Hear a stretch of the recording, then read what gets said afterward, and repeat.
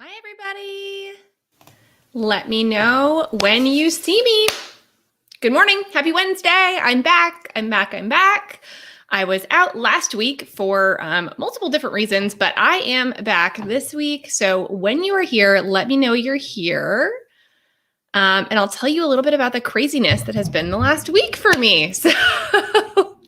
So last week, let's see. Well, it's actually been a couple of weeks now that this has been going on, but my husband got COVID. Unfortunately, thankfully, it was a very mild case. So for the last roughly 2 weeks or so, I've been on my own from a childcare perspective. Finally, today is actually the first day we have our sitter back. So I have childcare, which is amazing because those of you guys, all of you guys are business owners, so you understand, right? Like that when we have, our work does not stop.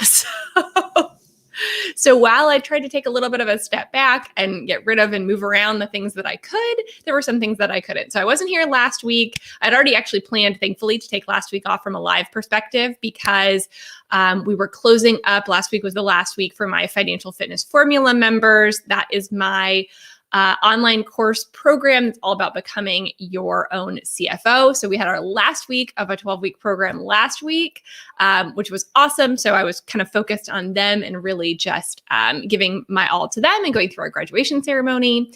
And I don't know if you guys caught it, last Wednesday, I was featured on the NFIB, had a webinar for the Employee Retention Tax Credit. So if you haven't seen that, go check out the NFIB website. You can get a replay of my my webinar for them.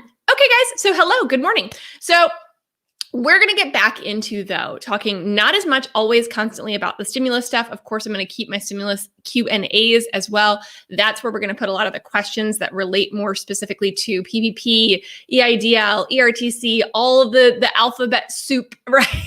As we could call it, all the different things. But I want to go back to my typical kind of weekly content. So those of you guys who have been around a while, you know, typically we're talking about various different things to help business owners, usually within the financial realm. But everything kind of comes back to finances at the end of the day, right? Because the point of having a business, especially if you're a for-profit business, is to what? Make money, right? Have a profit. Of course, that does not presuppose the fact that we really go into our business for impact, but you need to have a profit in order to have a sustainable business that can keep going and impact people. So let me know you're here so that I know I'm not talking to myself. Hi, I see Mark. Hi, guys.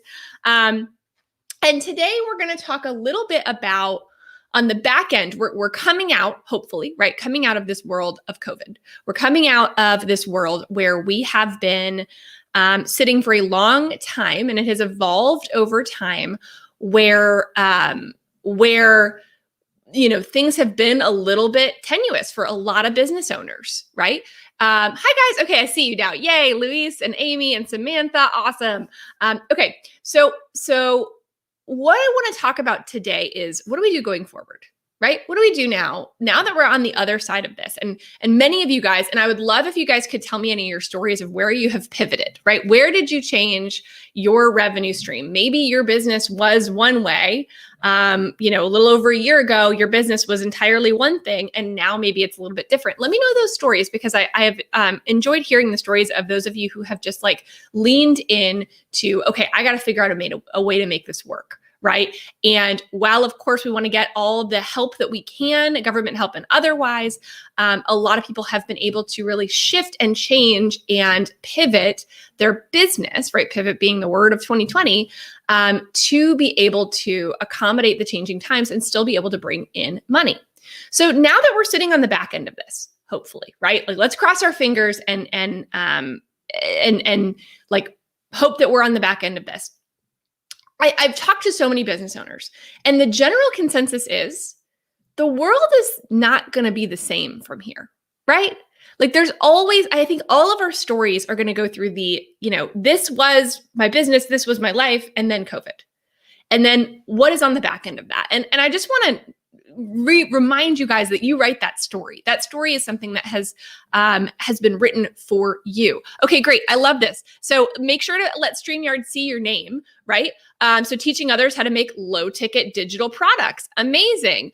Amy has created a bigger offer so she can launch a digital course. Amazing. Y'all know I love digital courses. That's actually what I do. If you don't know what I do, I don't just give stimulus advice and make spreadsheets. I actually, I sell digital courses. I love it. It's a very scalable business, and we can talk about that a little bit. Yeah. And so Callie was in the bookkeeping world, and a lot of people didn't lean into that. A lot of people in this world did not lean into all these things and hoped like, okay, maybe if I close my eyes and my ears, I'm an accountant and all this stuff will go away and we'll just get back to like bookkeeping as normal and taxes as normal.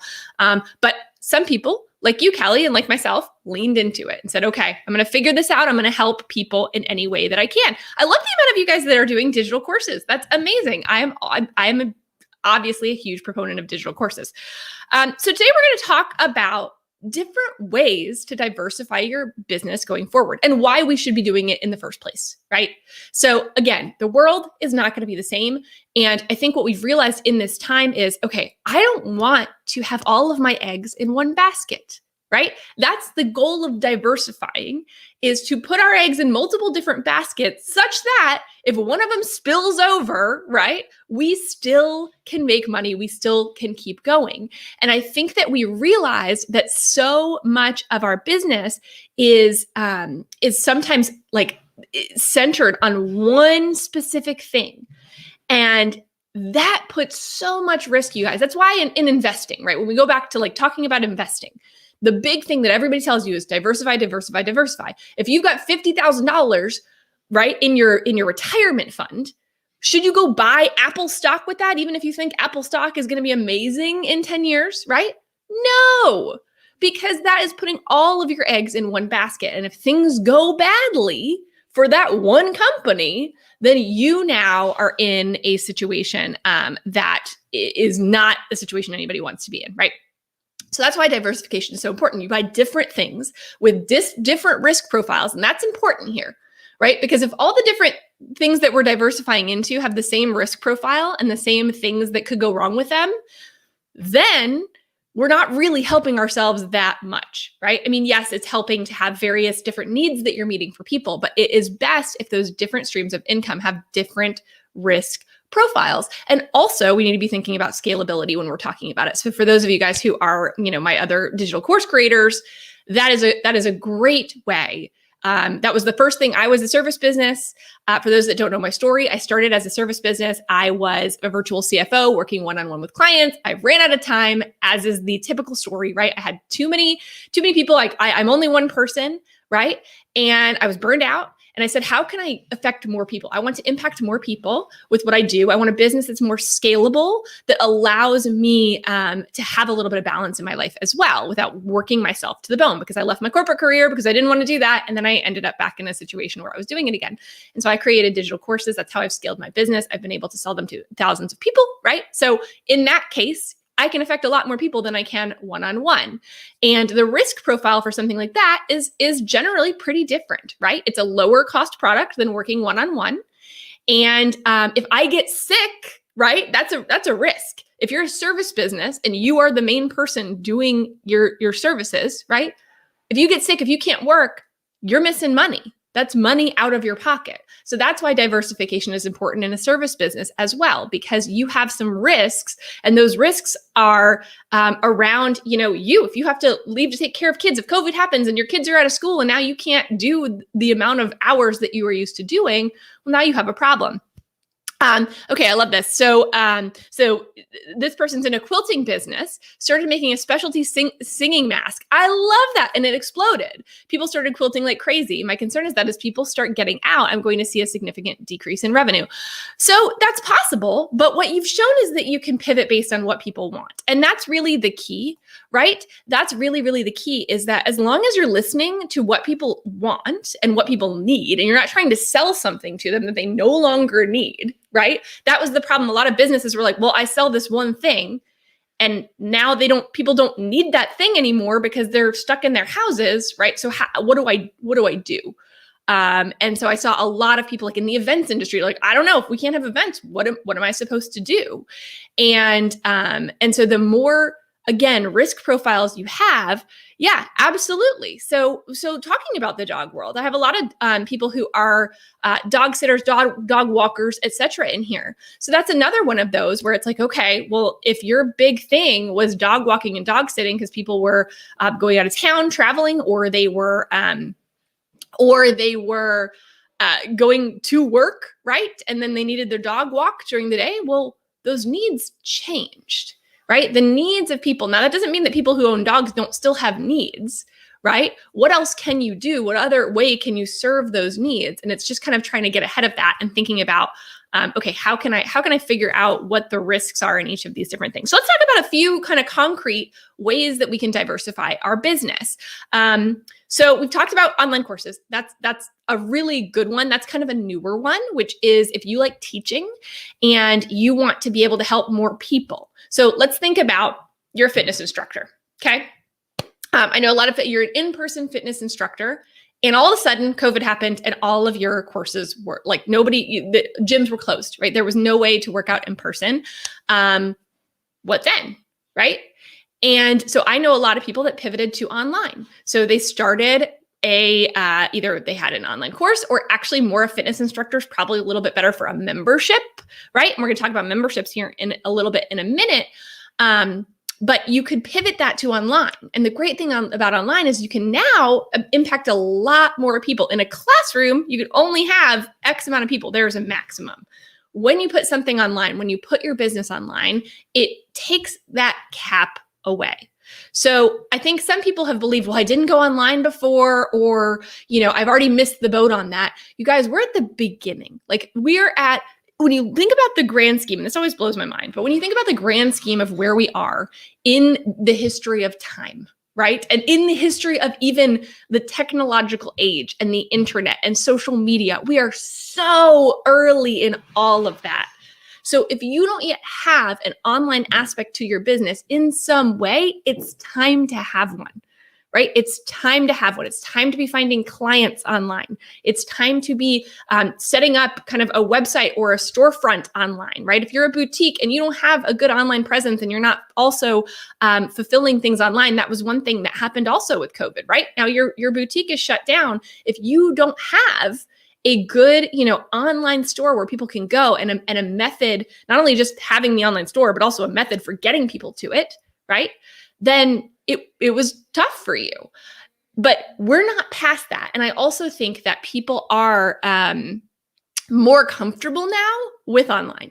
So not only are we living in kind of this different information age, but now a lot of the things that we adapted to, I don't know about you, but I don't know that I'm ever going to grocery shop again. I don't know that I'm ever I used to go out and get takeout, like Grubhub, right? I mean, now all of these things have become second nature at this point.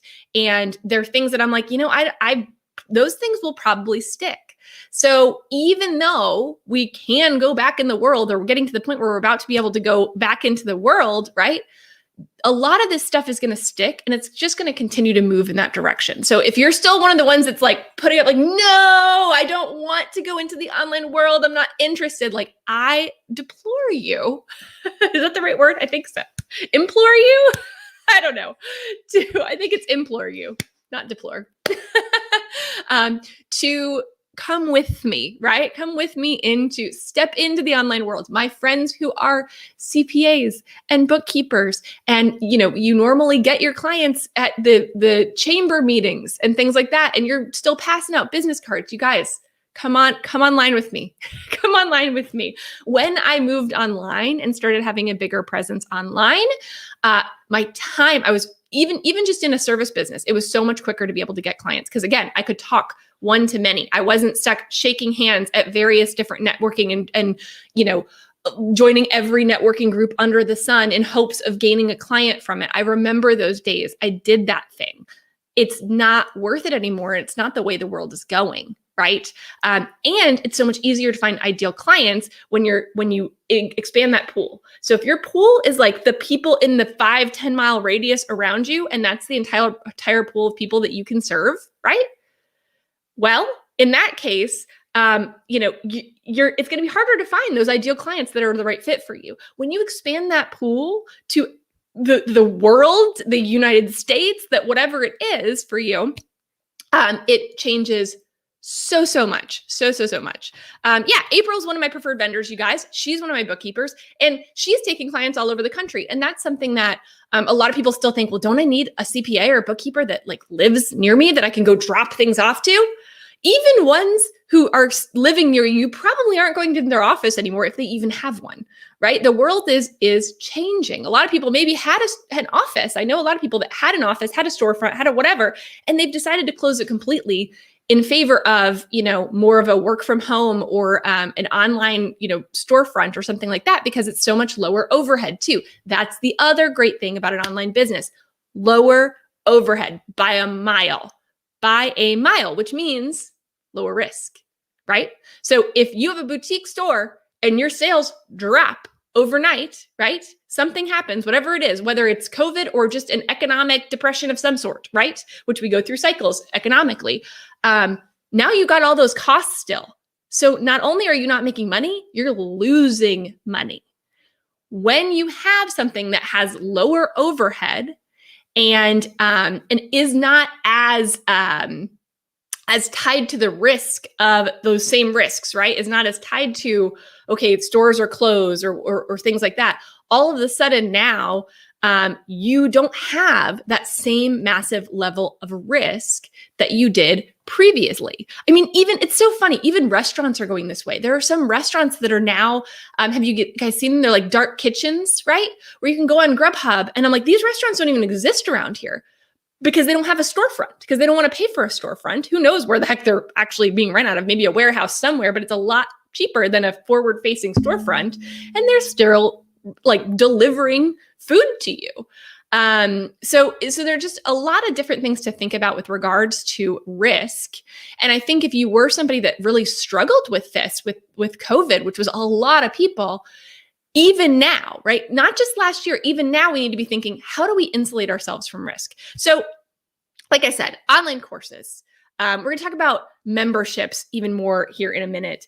Like subscription, right? That's a type of membership. Having some kind of subscription that also helps you when maybe your income is like this, or maybe it's seasonal or something like that. Having kind of a subscription base where people pay you each and every single month to have recurring revenue so that your money is not going like this. Okay. That's the beauty of having more of a subscription-based model. I know CPAs that are moving to that because they're tired of making all of their money between January and, April, and then having nothing the rest of the year.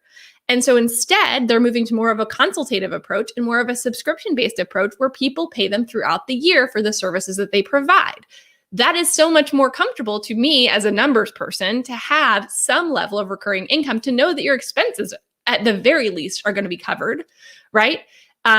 And so I think it's really worth thinking about how you could switch around your business model, how you could make it more of a subscription-based.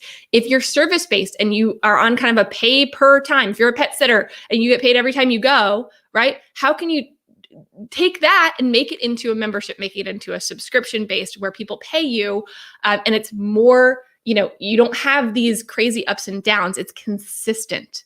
Consistency, you guys. That's one of the biggest things that is hard about being a business owner is the lack of consistency, right? The lack of consistency and that's scary. Lack of consistency means, okay, some days we've got plenty of cash flow and some months we might not have the cash flow to pay our bills. We don't want to be in that situation. We want to have some consistency. So if I'll talk about a few more ideas here too, but if you are interested, I want you guys to go sign up. If you're interested in kind of maybe how can I have more consistency in my revenue? How can I make it such that I am not always kind of on this up and down? And how can I have like just recurring revenue, like reliable recurring revenue? I want you to join. I've linked it above. It's also, I'm trying to remember now I think it's jamietrull.com/online resources, but on the page there, you will see a link to a workshop with Stu McLaren. Let me know if you guys know who he is. He's the membership guy. We just recently launched a membership for people who have been through my financial fitness formula program, and I used Stu's basically membership model to do it. And so I have learned a lot from him. I think he's amazing. He's actually going to be here next week, you guys. He's coming into the group next Wednesday. So I want you between now and then to jump into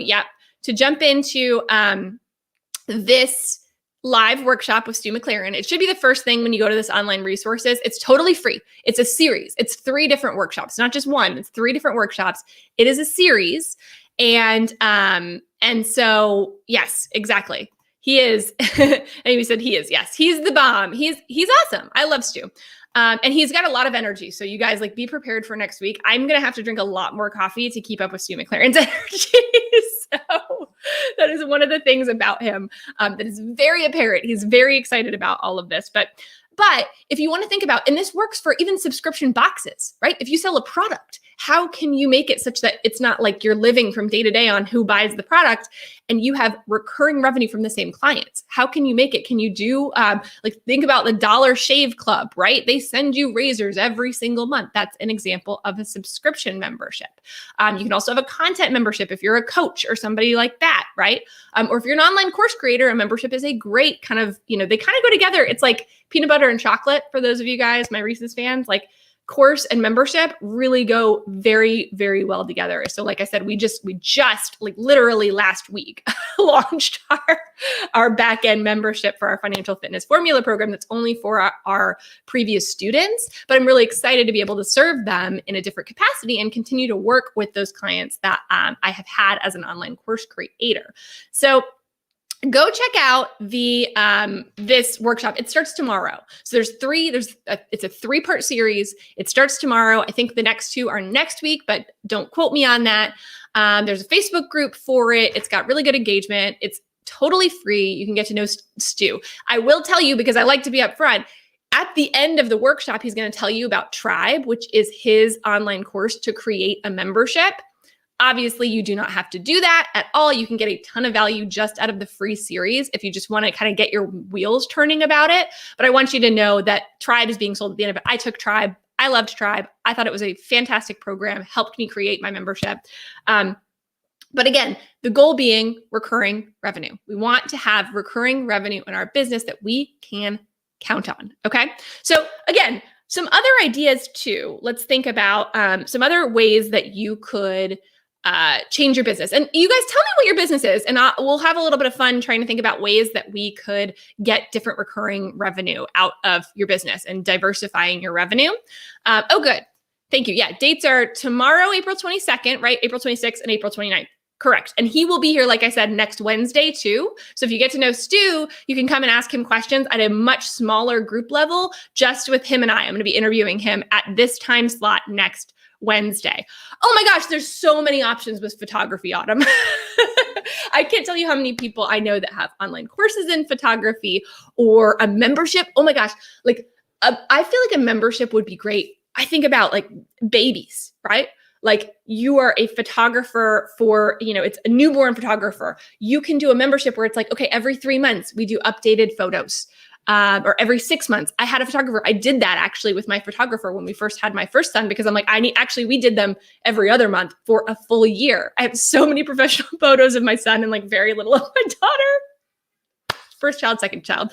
But it's a great thing for that. So even for service businesses, or like I said, you could have a membership for people who are wanting to learn photography, right? Either they're amateurs and they want to learn how to take their own pictures, or they are photographers who want to learn how to build a photography business the way that you have. That is a great one. Okay, we've got lots of, so let's see, hairstylist. Oh goodness, you guys help me with this one. So hairstylist, well, first of all, one way to diversify is products. So that's the obvious one, right? Is product-based business. If you can add that on, which a lot of you guys probably already have that as part of your business model. But you could even honestly have a membership that, because for me, let's just hang on. Let's be real here for a hot second. Do you know do you know, I was supposed to have my hair appointment last week and had to cancel it. Then it was this week and I had to cancel it because this whole quarantine thing. So I'm getting my hair done finally next week. But if you had a membership that was like, you get 10% off services, if depending on what the needs are, right? Every 8 weeks, you have an appointment every 8 weeks and you just pay for that and you get 10% off for doing it. Like I would totally do that. And it would keep me accountable to actually showing up and not getting to the situation that I have going on right now. You can see it here. Look, oh guys, this is awful. So that's what, even with your services, you could be like, hey, give them some kind of incentive to sign up. And then you don't have to chase them for appointments, you know, all of that. Yeah. And then I also know a ton of people who are coaches, right? Who are coaches who coach other hairstylists or teach you how to do your own hair, right? Or, I mean, there's so many different things that you could do. And it's kind of like that thinking outside the box, right? Oh my goodness. So many health habits coaching business. Yeah. You already have an online course, I think, Amy. So that would be kind of the first thing. But a membership would be fantastic for that too. So if you haven't done a membership, I would 100% think about that. Either a front end membership, meaning before they do your online course, that's a front end membership. So kind of getting them ready, or a back end membership after your online course, after they've gone through it to kind of amplify their results, right? So the coaching industry is an easy one. Products, you could also add products too, right? So we just recently, added on to, typically my main sources of income are through my own online courses. I have two. I have a basics course and I have financial fitness formula. And so those two courses pay the majority of our bills, right? But recently we started selling our spreadsheets because I put a lot of time and energy into them. And so we started selling them for nominal amounts. Between $7 and $27 are my spreadsheets that specifically relate to what's going on with the stimulus. And that has been a great source of recurring revenue every single day, you guys. And I put videos on YouTube. So I tell you guys about them and then I put videos on YouTube, and every single day they are selling without me doing anything. That's magic, you guys. That is magical. Can I just tell you?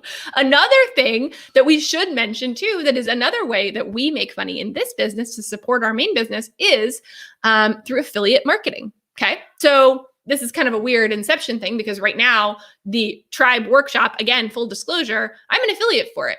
I'm an affiliate for Tribe, the online course that teaches you how to make memberships. Okay. I make affiliate money off of each of you guys who would sign up. If you sign up through me, I would get a cut of that, which is amazing, right? Also, I recommend various different things to you guys that I know and love. I only affiliate for things that I use or have used and really, really like. That is it. We have a very strict, and so we don't affiliate for everything under the sun. We get approached by a lot of people to affiliate for them because we have an audience. I only pick the things that I know that I have faith in, because I'm not going to recommend things that suck to you guys. Like I'm not into that. That's not a good business model in general. I want you guys to be super happy so that you come back and be like, oh, this was great.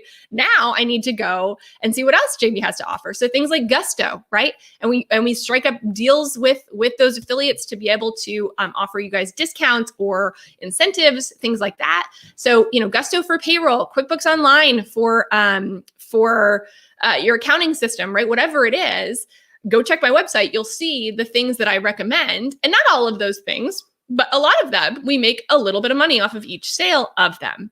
Again, that's not exactly our main source of income, and that's not our primary reason for recommending them, is because they are great things, but it's nice to be able to make a little bit of money off of that. Let's see.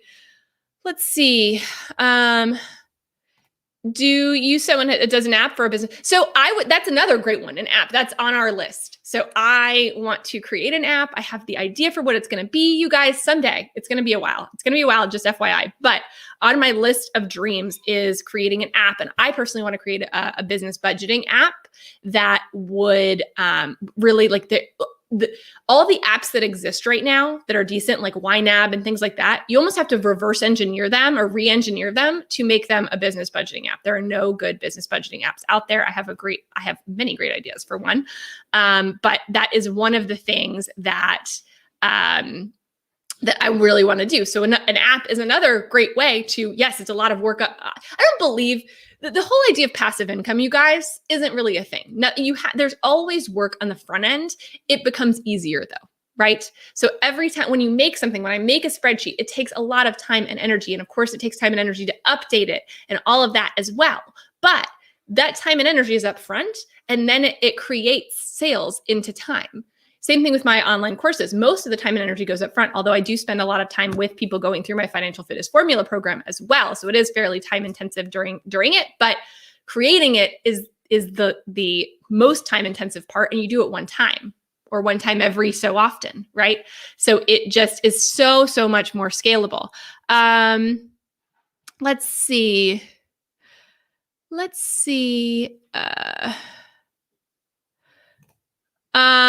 Yes. So I'm trying to read through your question. Yes, these replays are always included back in the group, or you can go watch them on YouTube if you want to watch me on 2-speed. I talk really fast anyway, so 2-speed is a little bit intense, but some people do like it. So let's see. And it depends on what you mean by how do you add physical products. So a physical product, again, it depends on how, like you could do a Shopify store, right? Or an Etsy store or something similar to that, where you have products that relate to what you're offering. So I think you said you were an online health coach, right? So maybe there are products that you so the easier way in that case is either like if you don't want to develop your own products, to affiliate for somebody whose products you believe in, right? And have links and things like that that directly refer back to you. Or you can create your own physical products and sell them on something like Shopify or Etsy, right? There's so many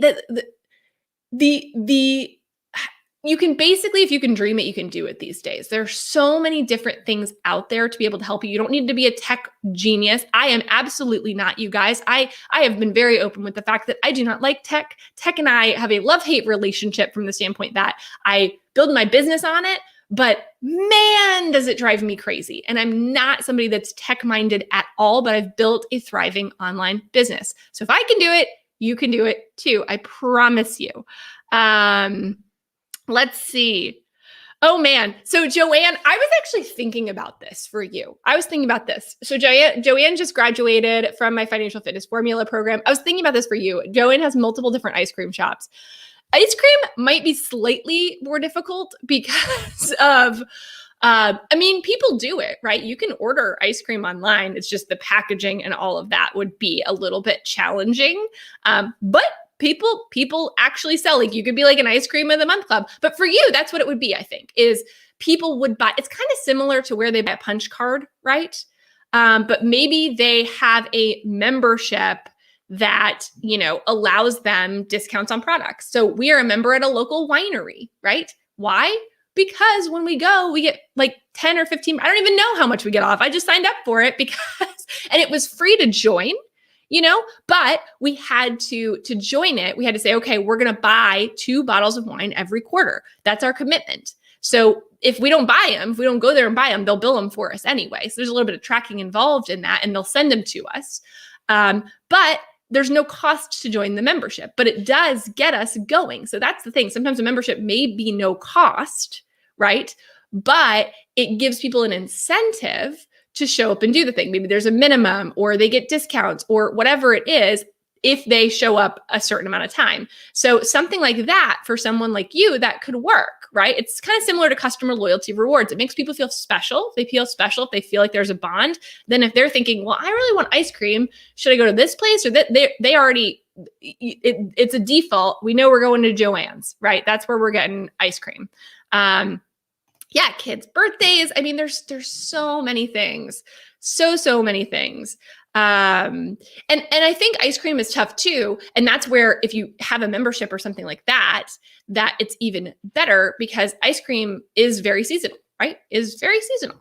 And so, I mean, unless you're in like the Caribbean, right? Ice cream is pretty dang seasonal with how you sell it. So thinking about ways to get people into the store all year round, right? Is something you could absolutely do. And yeah, add products. That also helps with marketing too. If people are walking around wearing something, just create that sense of loyalty somehow where it's more than just a one-time transaction. And I feel like that also as a business owner can make you feel more connected to your patrons, more connected to your community, right? Same reason that we go and, want to support local baseball teams and sponsor them, right? It's a mutually beneficial thing where there's a goodwill there. It's a good thing to do. And also you get exposure from it. So things like that. So many different ideas, you guys, so many different ideas. This is one of my favorite things to talk about. So anyway, if you're thinking about membership, subscription, is that something that could work for my business? Again, go check out, it's linked above as well. That page that it'll take you to has multiple different things on it that you could think about that are relevant to online entrepreneurs. Or aspiring online entrepreneurs. But the first thing you should see is Stu McLaren's Tribe Workshop series, which starts tomorrow and is totally free. And I want as many of you guys as possible to sign up for, because I really do think it can help at least get your wheels turning to figure out if it could be something for you, and also prepare you for when Stu comes next week, which I'm super excited to snag some time with him. Oops, I'm messing up my camera right now, you guys. All right, so that is today. I'm going to come back on Friday. We're going to do a stimulus Q&A on Friday, all about all the things, right? All the things that we're thinking of right now with the stimulus. So 1:30 p.m. on Friday, I will see you guys back here in the group and back here on YouTube. But until then, I'll see you guys later. I'm going to drink the rest of my coffee is now cold. I need to remember to drink. This is my Sweet Balance mug, you guys. Love it. But yes, I will see you guys back here on Friday. Bye, guys.